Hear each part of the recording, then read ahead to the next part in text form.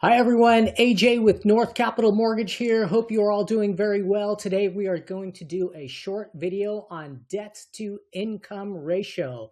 This is one of the most important calculations that an underwriter will look at and analyze when underwriting your refinance or purchase file. And while it sounds very simple, debt to income, I have a lot of clients that misunderstand and misinterpret what this ratio is and how it works. So we're going to look at it today. So debt to income ratio, this is a ratio that analyzes your monthly debts versus your monthly income. It is the key financial metric that is going to allow the lender to evaluate what a borrower can reasonably and comfortably afford. And they are going to take into consideration your proposed housing debt as well as your other current revolving and installment monthly obligations, okay? So why does this matter? Why does debt to income ratio matter? So lenders are going to use this debt to income ratio to determine a couple different things. One, your ability to repay the loan, right? So if your debt to income ratio is very high, meaning you have a lot of monthly obligations in comparison to what your monthly income is, there is a larger risk for the lender, right? If your ratio is high and you have some certain things happen in any given month, there is a less likely chance, the lender is going to interpret it that way at least, that you will be able to make your mortgage payment that month. And so those are the risks that they are going to analyze when they look at your DTI. They're also going to look at loan program eligibility, okay? So a lot of different loans that are available for residential purchases or refinances have different limits for debt to income ratios. Conventional loans generally anywhere from 43 to 50%. FHA loans can go, not always, but many times up to close to 57%. And VA loans, while they don't have any true documented debt to income ratio thresholds, they certainly take those into considerations, but they also look at a lot of different other factors, okay? So it's gonna allow the lender to determine what is the best program for you, okay? So how do we calculate DTI?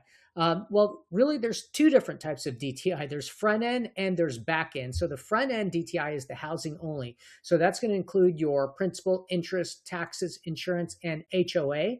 And the back end is going to include your PITIA as well as all of your other monthly debts. Now, we're not talking about monthly obligations like utilities and food and gas, which are variables. We're going to look at what your revolving loans are, your installment loans. So credit cards, installment would be things such as a car loan, any personal loans, as well as alimony, child support, etc. Okay.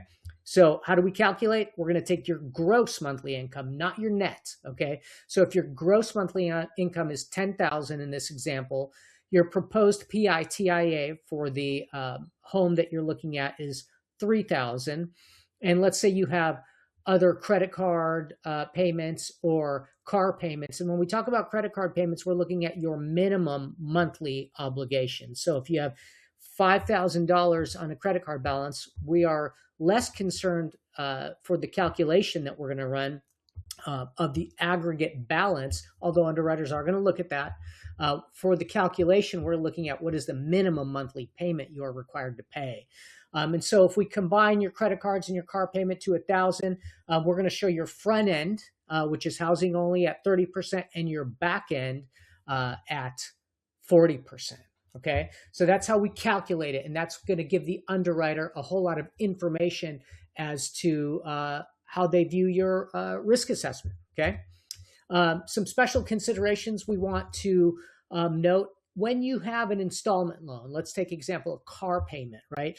If you've got 10 months or less remaining on that car loan, you can remove it from your debt to income calculation because the underwriter is going to assume that that is going to be gone sooner than later, and you will not need to make those payments anymore. Now, on a lease, they are not going to allow you to remove it. If you've got 10 months or less on a lease, they're going to assume that you're going to have to release another loan or another car, right? Whereas on an installment loan, when you're buying the car, you will own that car. So one thing to consider on conforming loans, there are certain limitations with certain transactions. For example, certain cash out transactions. If you're going to do a cash out refinance, they may limit your debt to income ratio on a conforming loan to 45%. But if you have ample reserves available, they may allow you to go to 50% to qualify. Okay. VA loans, as we said, they don't have any documented debt to income ratio threshold, but they're going to take into consideration a lot of other parameters on the loan, such as what is your credit score, your any additional monies you have for variable expenses, and various other factors. Okay. So if you are considering looking for a home, you're going to make a home purchase, you want to refinance your current loan, please take into consideration all of these things. If you believe your debt to income ratio is high, you can do certain things such as pay down loans to lower the minimum payments on credit cards and such. You can pay off loans and pay off credit cards. And as well, you can avoid taking on new debt. All of these things are going to help your debt to income ratio. If you have any questions at all, please reach out. I'm always here to help. AJ with North Capital Mortgage. Hope you have a wonderful day. Thank you so much.